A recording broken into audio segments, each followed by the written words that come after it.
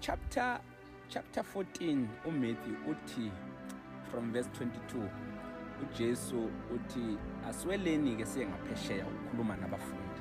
iBhayibheli lithi abafundi ke bamandulela bagibele emkhumbini bahamba phambili. uJesu wanyuka waya entabeni while begibele emkhumbini. Ndilithi iBhayibheli istorm savuka besemkhunjini kanti noJesu eza ehamba phezulu kwamanzi. iBhayibheli lithi babengakhona ukubona kahle ukuthi uye na. Abanye bathi spoki, abanye bathi lithonga. Kodwa lithi iBhayibheli uPeter wavela wasukuma yena wathi uma kunguwe Nkosi yisho ngize nami ngihamba phezulu kwamanzi.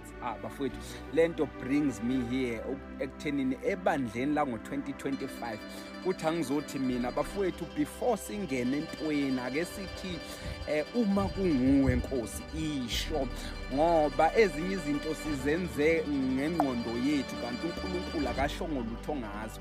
Ezinye izinto sizenza ngoba siyithanda kodwa uNkulunkulu akashongo lutho ngazo. Kuthi angizothi mina uma kunguwe Nkosi isho, noma ngabe imoto le enhle abakunikeza yona kodwa thani wena uma kuwuwe Nkosi isho. Khona abantu abakhese izinto bayilwisa bayixoshela ngaphandle kanti zize noNkulunkulu. Uma kunguwe isho Nkosi, le ndlala esidlula kuyo uma kunguwe isho Nkosi, lokubuhlungu esidlula kubo uma kunguwe isho Nkosi, uma kunguwe ushabadala.